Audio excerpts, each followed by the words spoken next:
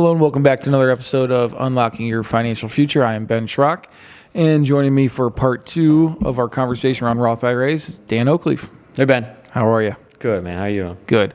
So if you missed part 1, tune in, go back and play it. It is, we talk about Roth IRAs, and Dan kind of dives into the details of what it is. First and foremost, understanding what it is, understanding money that goes into it as a contribution as opposed to money coming out of an IRA to a Roth, which would be a conversion. So we talk a little bit about the ins and outs in there, and today we're going to talk a little bit more about the processes of us, recommending a Roth conversion.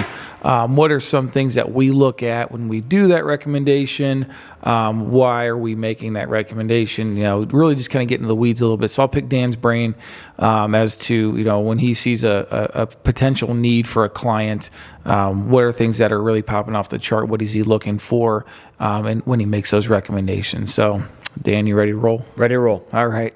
So I guess first and foremost is when you do see a situation, when you're getting ready to sit down with a client or a prospective client, and they come and sit down with you, what are some of those things that I guess kind of jump off the page for you to say, okay, I don't want to say warning signs and scare people, but what are some of those red flags that might pop up to say, you know what, hey, it's time to kick the tires on a Roth conversion here, and walk me through kind of what that looks like and what you're looking for from the advisory seat. Yeah, usually if somebody comes in and they have the majority of their money that they've saved for retirement in pre-tax accounts, that's what jumps off kind of the page to us to say, hey, a Roth conversion might be applicable to this certain client, just because most people have to realize, and RMDs have changed, obviously as the government made it fun on us, they used to be 70.5 for everybody. Now they're 72, some people 73, et cetera, all the way to 75. So once you get to your RMD age, the government's saying, hey, regardless of whether you want to take out the money or not, you have to take a set percentage out of your pre-tax accounts, okay? So if you have a significant amount of money in those pre-tax accounts, that RMD amount is going to be very, very large from that side. Stop you there. Talk about the pre-tax accounts. So by pre-tax, you mean? Pre-tax means regular 401k, traditional IRA, 403Bs, anything that has usually a word in front of it that doesn't use the word Roth. So more often than not, any from that side, rollover IRA, stuff like that, that's going to be your pre-tax IRA. So okay. Good clarification on that. And so, it's they add all, and again, I don't want to get too in the weeds here. Some accounts can get aggregated with others, but basically, for the most part, if you have a pre-tax account, and it doesn't matter how many of those accounts you have, add them all together, divide it by that factor, and boom, that's the number you got to take out. And it's typically it's not a percentage dividing factor, but it's roughly 3.3% year one of that pre-tax bucket, right? Yeah, that's our hand kind of hand script. What we usually think is what the RMD is going to be for that. And like Ben said, as you get older and older and older, they're going to have to take more and more out. Yeah. So that's the one dilemma that we see in our offices is how do I curb these RMDs? That's the one big thing we look at, but there's also a lot of other benefits when it comes to Roth conversions. So you get to a certain situation, you put yourself in the retiree shoes, right? Mm-hmm. So I've done my job. Everyone told me to save, right? Mm-hmm. No one really told me how to save. They just said, put money in your 401k because you might need it later. And I've been doing that my whole life. And boom, I retire with $1 million or $2 million in pre-tax money that, I've done my job. I've saved to get there. And now all of a sudden I got to take out money at 72 or 75 or whatever age now. And that could thrust me up into another tax bracket. Correct. So I guess, that's just the reality of the situation. If there's more education around that on the beginning phases, maybe people save more into the Roth portion of the 401k. But and to that point, Ben, that's the one thing about Roth is it's not like Roth has been available for 35, 40 years. Yeah. So a lot of times clients come in and, like Ben said, did the right thing.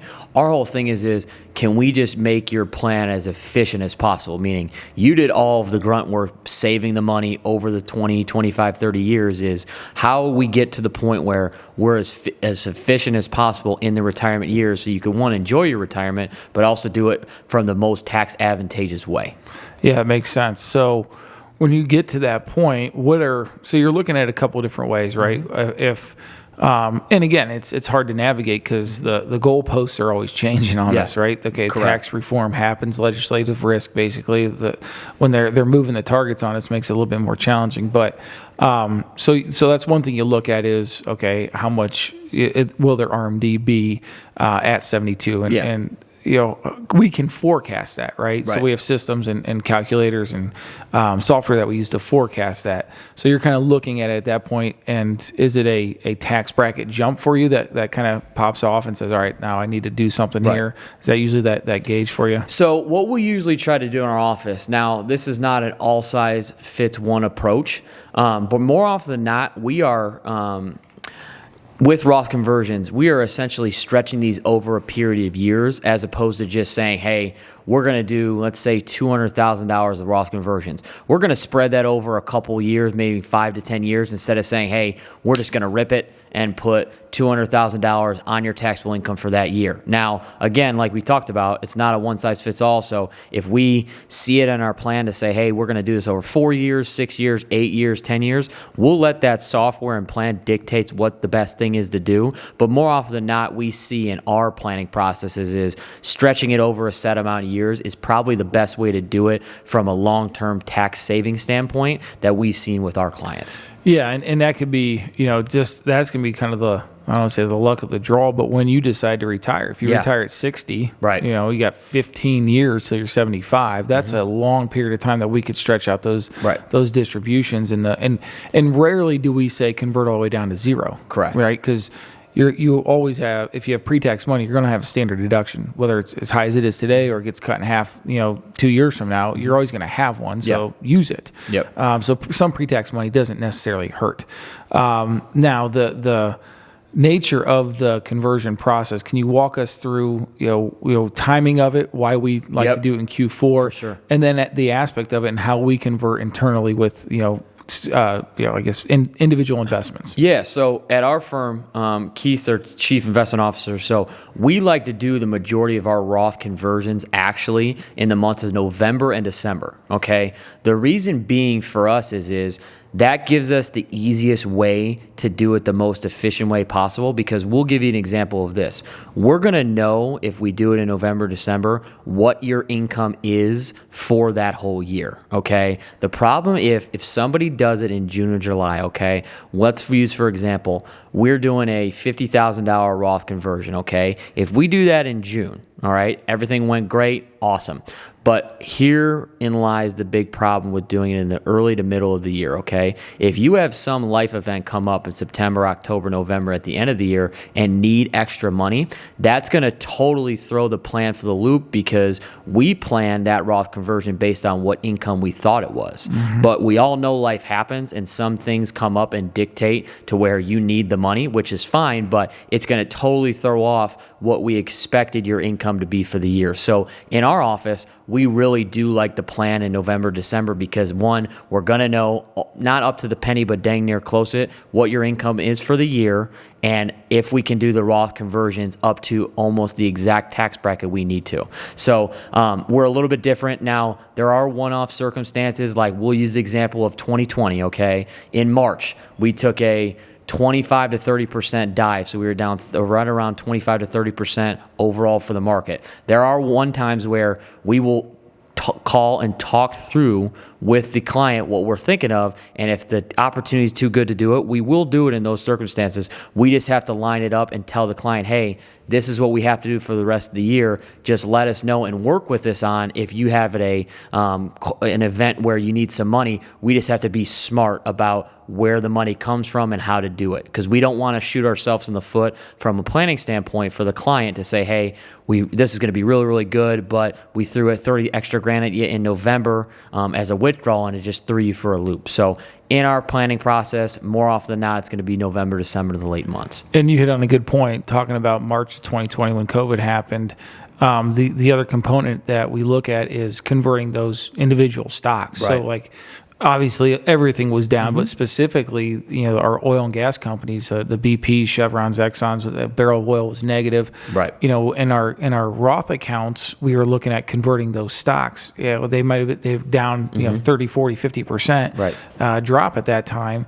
And we just took those individual stocks and converted them in kind, and then that growth thereafter at that share price is all tax-free within that Roth. So to your point, we like to wait till October, November, December if we can, but the market kind of helps us dictate that too. And say, hey, if there's an opportunity for us here, by God, we're going to take it. Yeah, and we're coming off a year, 2022, the majority of the industries were down, meaning this sector was down, especially tech. So, for example, Apple last year, we did a good amount of conversions with Apple stock, because if the Apple stock was down 32%, like Ben said, and we converted it to the Roth, that means all the growth we had this year out of Apple is all going to be tax-free when you take it out. That's the one really cool thing when it comes to how we manage our portfolios is we're not mutual fund based, so we can go in and individually pluck, okay, for example, these 3 stocks are down.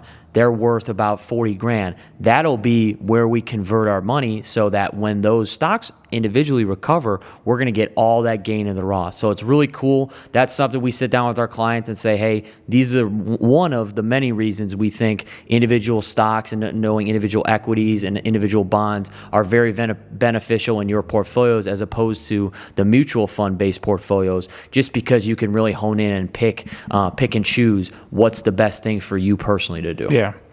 Awesome. Yeah. So I just want to touch base on that, the inner workings, the logistics of actually pulling that thing off. And then from there, it's really just pulling the trigger and doing it. Right. Yeah. And again, what we do when it comes down to it, when we're making these recommendations, we know we're not CPAs. We're not filing our clients' tax returns. So we always are going to get their accountant's blessing on that. For sure. Or if they're doing their own taxes, they're going to make that judgment call. Right. Our software will pick up on this stuff and present it to us in a logical manner. But again, we know our limitations in our licenses. We don't practice tax, advice or doing people's taxes. So we stop there. We pretty much say, here's what we're thinking. Let's talk with your CPA and let's see what they think. Right, and that's what we always said. There's a huge difference between tax planning versus tax preparation, okay? Yeah. We have to plan from a taxable standpoint. We don't walk in and say, hey, our clients, we're going to pull your 1099s in and pull your W-2s and we'll do your taxes. But we think in our practice, it's very important to do tax planning because there's very huge benefits when it's done properly as a holistic financial plan. And that's something we've seen over the course of, and we've had a lot of opportunities the last couple of years to really be a big benefit to our clients when it comes to tax planning. Yeah, and I think it's all full circle back where we started. And episode 1 here was the time that we're in. Right. Not necessarily just the Q4. It's just say we're running down on this Trump tax reform that increased our standard deduction, and then we got 2023, 4, and 5, and then if nothing's extended, it sunsets back. Yeah. And the biggest change again is that standard deduction. We don't know exactly what it'll be, but roughly you could approximate and say maybe it'll be about half of what it is today. Right. In 2026, if no reform is or if it's not extended. So again, that's really the benefits of the Roth conversions. Yeah, and that's the one big thing too. We understand and we know a lot of the figures that we throw on for our clients, it sometimes comes as a culture shock to see on our software to say, hey, we're going to contribute or convert, $50,000 a year for, let's say, 8 years. We totally understand. The first time you see that, you're going to go, whoa. That's a lot of money. But one thing we do show right off the bat is how much in tax savings will you do, and show the difference of if you did nothing, meaning if you didn't convert anything, here's what your taxes would be estimated over 30 years. As opposed to if you followed the plan, followed the process of the tax conversions and Roth conversions, here's what you would save. And more often than not, those numbers are extremely significant to where we can see some of our clients, for example, could be in the 6 figures with tax savings over those times. Yeah. And one thing that we have to think about now with all these changes is nobody likes to talk about it, and it's not our favorite topic to talk about, but when you pass away, that's the big thing with Roth conversions is when you have money in the Roth, that means it goes to your kids, whoever, tax-free. Now, it has to come out with that 10 years, meaning anything pre-tax or Roth has to come out of that 10-year waiver now, or 10-year window is probably the better word to say it. But anything they take out from Roth, whether it be $100 grand, $200 grand, $500 grand, 10 grand, whatever it may be, it's all going to be tax-free. So it's helping you not only in your lifetime, but also when you pass, it's going to help whoever you're going to give the money to after you are unfortunately going into tax planning and estate planning from that perspective. Yeah. No, I think that's a huge point that I'm glad you touched on, because it is something that even our calculators don't pick up on. We say, hey, this is what you're going to save over your lifetime. And again, the accountant's job is to get you to pay the least amount of taxes each year. Right. Our job is to look at over your lifetime and then look on extended lifetime. So if there's ways to look at that and say, this is how much you're going to save in your life. Oh yeah, and by the way, you're also going to pass on this much money tax-free to your children or your grandchildren, or create that legacy. Why not look at that as an option? It makes sense. Absolutely. So, all right, Dan, we want to add anything else to it? Nope, that's good. I think we got a lot of good basis as to what Roth IRAs are, what Roth conversions are. Again, if you have any questions about this, we'd love to sit down. Yeah. We're kind of nerds in our office. We like to crunch the numbers. We like to see, hey, is it beneficial for your specific situation? Our whole big thing in our offices is it's not a one-size-fits-all approach. If you hear from a friend, Roths are the best thing ever, Roths are the worst thing ever, they're probably right around the middle. It's all based on your specific situation. So that's something that Ben, Colleen, myself like to sit down and go as a team, and we like to meet as a team to say, hey, how is it going to be the best and most efficient way possible to help out our clients through retirement. So perfect. And again, if you have any more questions regarding these, you can always reach out to our office at 330-473-1060, or look us up online on our new website that Caitlin just helped design. It's www.baschrock-fg.com. Dan, thanks again for joining me on the Roth conversation. And again, if anyone else has questions, reach out anytime. Thanks, Ben.